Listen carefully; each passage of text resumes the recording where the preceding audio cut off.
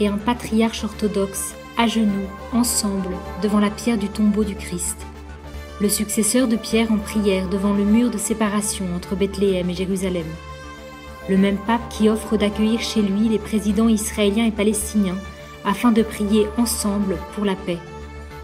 Ce sont les images qui ont le plus marqué lors du premier pèlerinage du pape François en Terre Sainte. Une visite de 3 jours seulement, mais durant laquelle il a pu aller à la rencontre de 3 réalités distinctes et diverses. La Jordanie, Bethléem et Jérusalem. Revenons sur les étapes de ce voyage, depuis l'arrivée à Amman le samedi 24 mai, jusqu'à la messe au Cénacle le lundi 26, en passant par les moments forts tels que la rencontre œcuménique au Saint-Sépulcre, la grande messe à Bethléem ou la prière au mur occidental. Retour sur ces moments clés tels qu'ils ont été vécus, tout spécialement par les chrétiens de Terre Sainte à qui le pape voulait s'adresser, leur voix et leur message.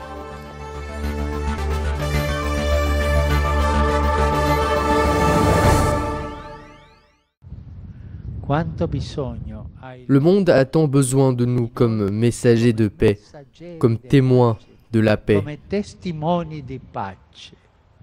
Tels sont les premiers mots que le pape François a adressés aux chrétiens de Terre Sainte à son arrivée en Jordanie. C'est une invitation à s'engager personnellement pour la paix qu'il fait aux quelques 30 000 fidèles qui participent à la messe au stade international d'Amman. Une foule colorée avec le blanc et le jaune du Vatican, mais aussi le blanc et le rouge du kéfi jordanien. Avant et après la célébration, les fidèles ont salué le Saint-Père qui a fait un tour en papamobile. Les participants viennent de tous les pays, mais aussi des pays arabes voisins.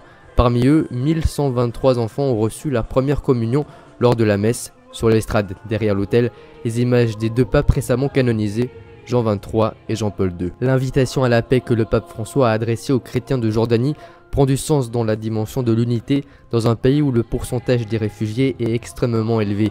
Des Palestiniens de 1948, puis des Irakiens, mais aussi de nombreux Syriens.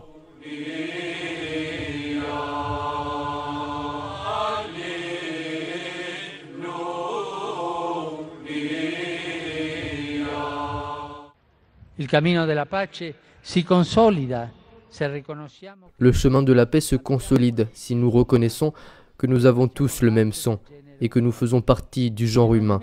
Si nous n'oublions pas que nous avons un seul et même Père céleste et d'être tous ses enfants, faits à son image et à sa ressemblance. Le patriarche latin de Jérusalem, Monseigneur Fouad Toual, abonde en ce sens. Dans ses paroles de salutation, il souligne l'importance de la présence du pontife, qui prône l'harmonie entre chrétiens et musulmans dans une réalité diverse, comme l'est celle de la Jordanie. Qui in Giordania, cristiani e musulmani vivono in armonia, riconoscono nella sua persona il Signore che 2000 anni fa. Ici en Jordanie, chrétiens et musulmans vivent en harmonie et reconnaissent en ta personne le Seigneur qui parcourait ces terres en faisant le bien. En ta personne, nous voyons aussi la belle figure Christ, patron de la Jordanie. Tu es désormais le Baptiste de ce siècle, qui prépare le chemin au Sauveur et exige la conversion du cœur, qui élève sa voix contre toutes les injustices et contre les violences. Contro ogni ingiustizia, contro ogni violenza. Le pape a également parlé de la coexistence pacifique entre les religions dans le pays sous les applaudissements de l'Assemblée lors de la rencontre avec les autorités du royaume de Jordanie.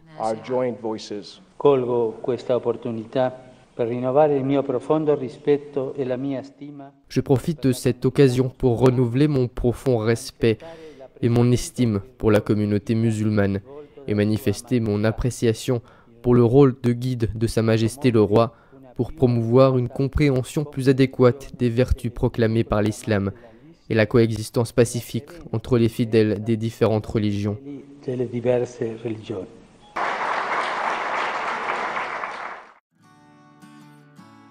50 ans après Paul VI, le pape François a commencé son pèlerinage par Amman.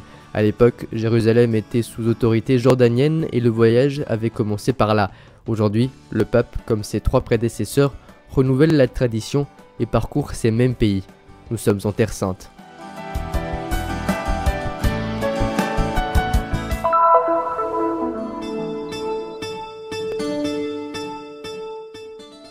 Samedi après-midi, au premier jour de son pèlerinage, après la messe au stade international d'Amman, le pape s'est rendu à Béthanie au-delà du Jourdain, sur le lieu de la mémoire du baptême de Jésus. Le pape a été accueilli par le roi de Jordanie Abdallah II en l'église latine, d'où il est parti pour visiter le lieu du baptême. L'image est unique, puisque le pape se trouve dans une voiture conduite par le roi lui-même, accompagné de sa famille. Sur les rives du Jourdain, après un bref moment de prière silencieuse, il a béni l'eau et signé le livre d'or. À l'intérieur de l'église latine, il a rencontré des réfugiés et de jeunes handicapés, quelques 600 personnes au total.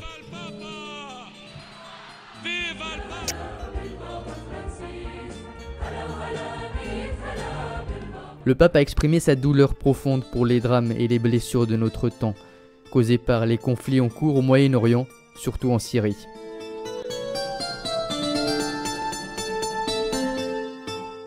J'en appelle à la communauté internationale pour qu'elle ne laisse pas la Jordanie seule pour faire face à l'urgence humanitaire causée par le nombre élevé de réfugiés.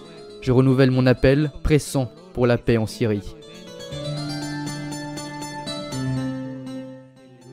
Au terme de cette rencontre, il a utilisé des mots très forts, que l'on porte la raison et la modération, que la Syrie retrouve le chemin de la paix, que Dieu convertisse les violents et ceux qui ont des projets de guerre, qu'il renforce les cœurs et les esprits des artisans de paix et qu'il les comble de bénédictions.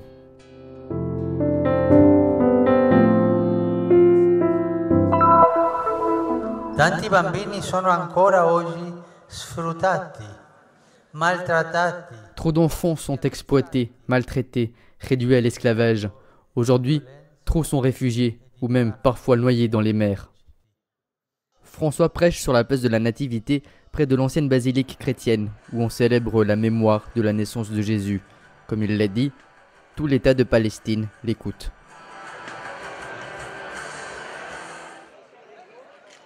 Bethléem se réveille tôt ce matin.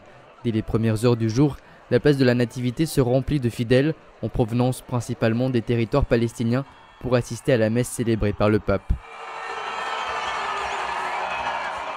Le deuxième jour de la visite du pape en Terre Sainte est dédié au peuple palestinien. Les chrétiens locaux se sont réunis ici, non sans difficulté, ceci principalement à cause des problèmes de déplacement. Seulement 35 au détriment des 600 permis distribués ont réussi à sortir de Gaza.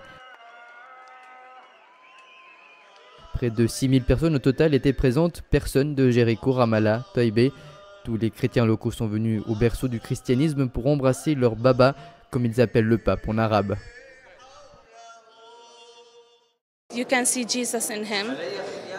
Vous pouvez voir le Christ en lui. Le pape a les traits de Jésus sur son visage. Et on voit qu'il s'intéresse aux personnes et qu'il les aime. He cares for people. I think the Pope can give hope to the Palestinian people. Je pense que la visite du pape donne l'espérance au peuple palestinien et qu'il pourra faire prendre des mesures dans le conflit israélo-palestinien. C'est merveilleux d'avoir ici le Saint-Père et c'est tellement agréable de voir qu'un grand nombre de personnes se sont rassemblées autour de lui. Le pape apporte avec lui le message de la paix dans la terre de la paix. Nous croyons toujours au miracle, nous croyons que la paix, un jour, pourra aussi visiter notre pays. L'enfant Jésus, né à Bethléem, est le signe donné par Dieu à ceux qui attendaient le salut, et il sera toujours le signe de la tendresse de Dieu et de sa présence dans le monde, a déclaré le pape dans son homélie durant la messe animée en langue arabe.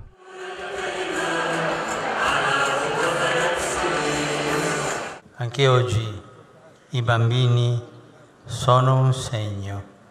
Même aujourd'hui, explique Francesco, les enfants sont un signe d'espérance, un signe de vie, même un signe pour comprendre l'état de santé d'une famille, d'une société, du monde entier.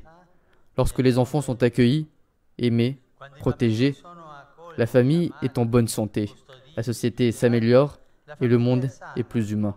La società migliora, il mondo è più umano. À la fin de la messe, une annonce qui n'a pas de précédent. Dans ce lieu où est né le prince de la paix, je désire adresser une invitation à vous, monsieur le président Mahmoud Abbas et le président Shimon Peres, à élever avec moi une prière intense pour demander à Dieu le don de la paix j'offre ma maison au Vatican pour accueillir cette réunion de prière. Et les temps, dans ce sens, pourraient ne pas être trop courts.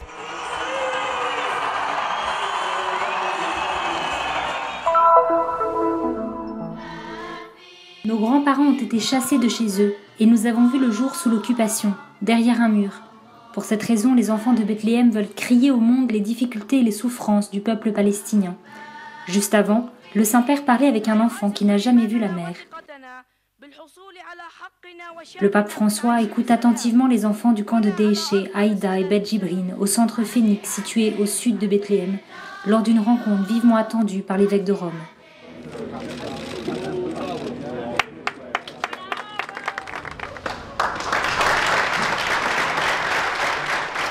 Dès son arrivée, le pape a pu voir des pancartes dans différentes langues où il était écrit « Les chrétiens et les musulmans vivent sous l'occupation ».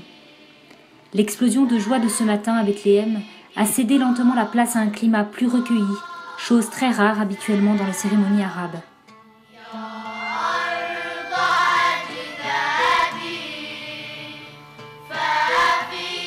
Le temps est passé depuis la Nakba, le jour de la catastrophe durant lequel Palestiniens et Arabes rappellent l'éviction de la plupart des habitants arabes de la Palestine des frontières de l'État d'Israël en 1948.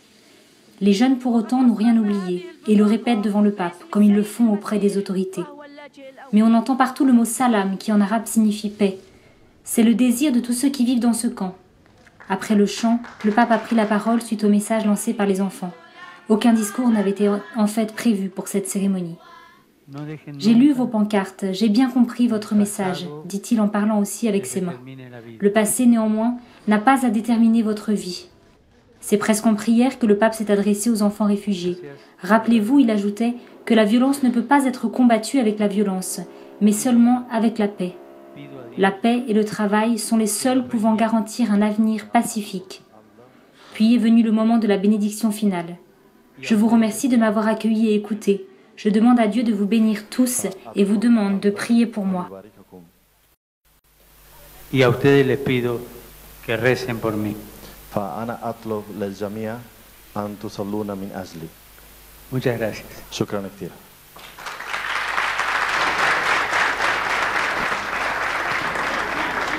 Ce seront les derniers mots de François dans l'État de Palestine, comme il l'a appelé ce matin pendant la messe.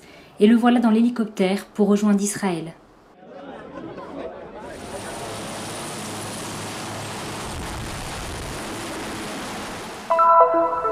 Quatre hommes, deux époques, une seule ville et surtout une unique accolade.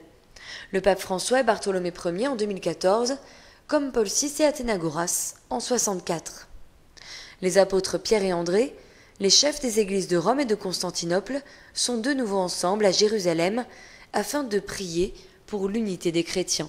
Ils sont arrivés de deux côtés différents de la vieille ville et se sont rencontrés devant le Saint-Sépulcre, lieu de la mort et de la résurrection du Christ, là où tout a commencé. Et c'est précisément le mot résurrection qui est revenu le plus souvent dans les discours du pape François et de Bartholomé Ier. La résurrection qui vient après la mort, la résurrection qui unit tous les chrétiens dans une même foi, une résurrection qui, dans l'esprit de cette rencontre, parle de rejeter la peur et de s'ouvrir à l'autre.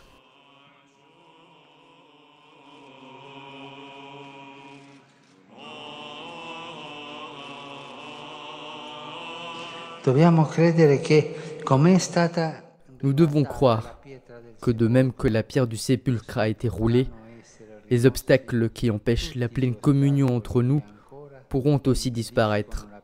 Ce sera une grâce de résurrection que nous pouvons d'ores et déjà goûter.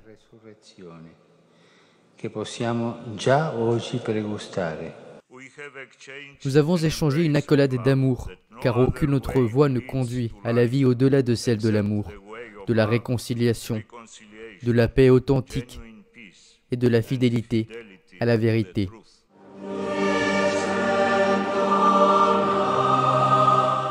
La prière au sépulcre est simple mais émouvante.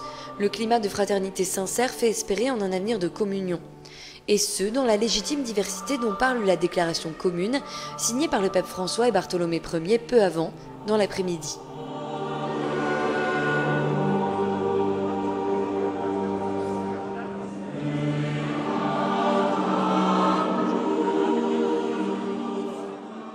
Au Saint-Sépulcre, il y a une organisation spéciale, une prière de remerciement et des discours pour la paix, pour la concorde, pour l'unité. Et, si Dieu le veut, cette visite apportera des résultats positifs et importants pour la réalité de la Terre Sainte. Je pense que quelque chose a déjà changé, car notre imagination s'est ouverte et nous voyons que cela est possible. Quand un pape et un patriarche sont ensemble devant le tombeau vide, nous ne pouvons pas ne pas penser que nous sommes d'ores et déjà en train d'aller vers quelque chose de différent. Notre défi est maintenant de nous rappeler que cela a véritablement eu lieu et de ne pas l'oublier. Alors que l'on prie dans le sépulcre pour l'unité des chrétiens, l'œcuménisme est une expérience quotidienne pour les fidèles de Jérusalem, y compris pour ceux qui ont tenté, malheureusement en vain, de souhaiter la bienvenue au pape à son arrivée à Jérusalem. Nous célébrons Pâques 2 fois, une fois pour les orthodoxes, une fois pour les catholiques.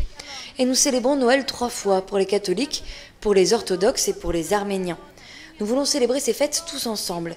Nous sommes tout simplement chrétiens et nous prions tous le même Jésus.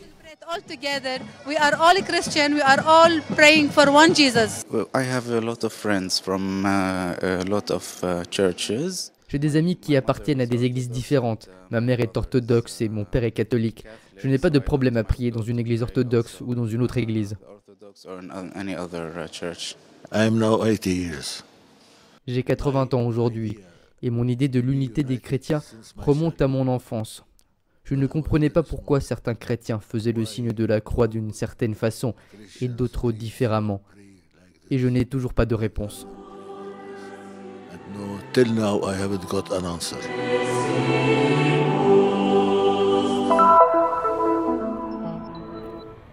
Au programme de la visite du pape François en Terre Sainte le lundi 26 mai, une journée très intense.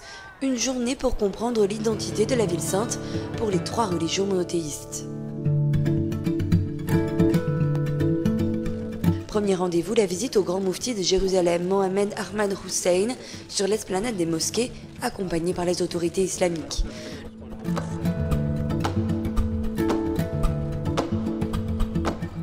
Le Saint-Père a évoqué la figure d'Abraham, reconnu par les musulmans, les chrétiens et les juifs, et dont l'attitude a été un défi pour tous.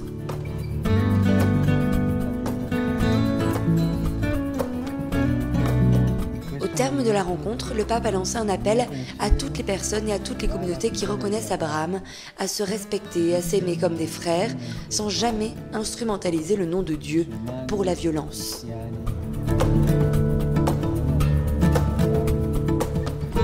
Le deuxième moment de cette journée a été la visite au mur occidental, connu aussi comme le mur des Lamentations, lieu central pour le monde juif. L'évêque de Rome a déposé un billet de sa main avec le Notre Père en espagnol, ainsi que le lui avait enseigné sa mère quand il était petit.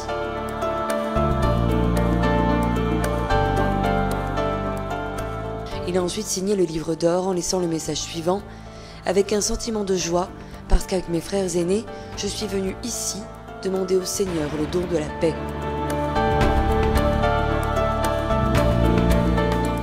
Puis le pape s'est rendu au mémorial du Yad Vashem, le monument dédié à la mémoire de l'Holocauste, où se trouvent des urnes contenant les cendres des victimes de différents camps d'extermination. Après avoir déposé une couronne de fleurs en présence de quelques survivants des persécutions nazies, le pape a fait une brève déclaration. En ce lieu, mémorial de la Shoah, ainsi déclarait le pape, nous avons entendu résonner la question de Dieu.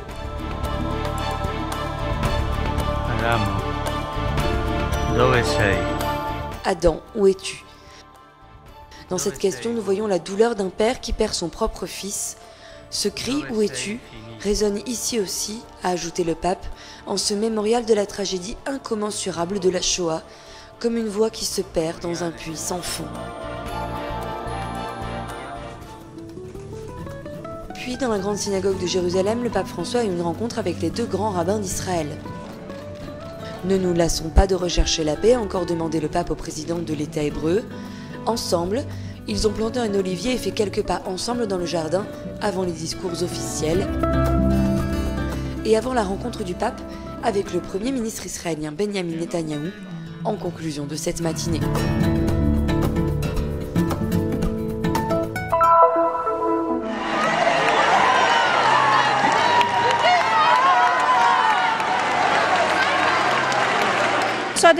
Je n'ai pas de mots, c'est une expérience qui comble le cœur, qui nous renouvelle dans la foi, l'espérance et l'envie de continuer à travailler. Et voilà, et de le voir, il semblait tout petit, tout petit. Cela a été une journée magnifique, mon cœur est ici. L'enthousiasme est palpable parmi les religieux de toute la Terre Sainte qui participent à la rencontre avec le pape François dans l'église de toutes les nations à Gethsémani dans l'après-midi de ce lundi. Lors de la célébration autour de la pierre de l'agonie de Jésus, le pape a posé une question forte aux nombreux consacrés représentant les plus de 100 congrégations et ordres religieux de Terre Sainte. Qui suis-je face à mon Seigneur qui souffre, a-t-il ainsi interrogé, les plaçant face aux raisons profondes de leur mission.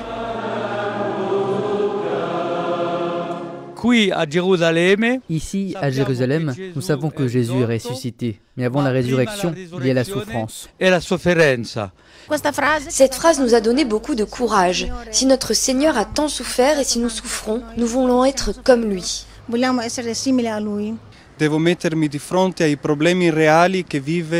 Je dois faire face aux problèmes réels de ce peuple, de nos chrétiens, mais aussi des autres personnes qui, même s'il ne s'agit pas de chrétiens, souffrent de la persécution et d'une pression politique très forte. Dans le discours du pape se trouve également un encouragement pour les chrétiens de Jérusalem. Je connais bien vos difficultés, a-t-il souligné, les invitant à être des témoins de résurrection et d'espérance.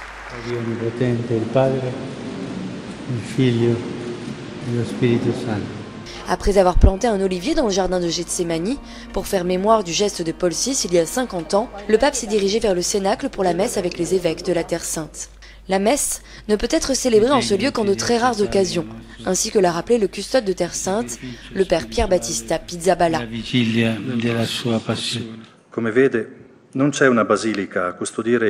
Comme vous le voyez, il n'y a pas de basilique pour garder le lieu où Jésus a célébré sa dernière Pâque. C'est l'un des lieux les plus blessés de toute la Terre Sainte, témoin des nombreuses blessures des peuples qui y vivent. Mais ensemble, nous voulons garder avec ténacité une immense confiance, une confiance joyeusement pascale. Le revoir et le dernier message du pape pour l'église de Terre Sainte arrivent du lieu où l'église est née.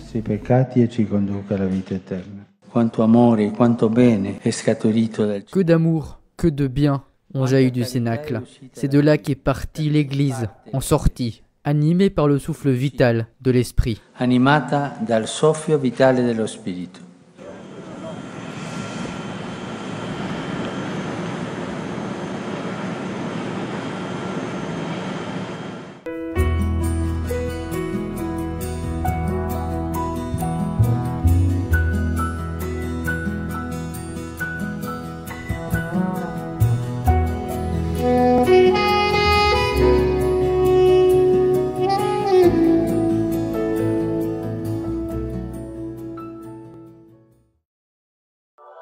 Nous sommes ici pour faire connaître la Terre Sainte, pour donner une voix et une visibilité à l'Église mère de Jérusalem, aux chrétiens locaux et aux lieux saints.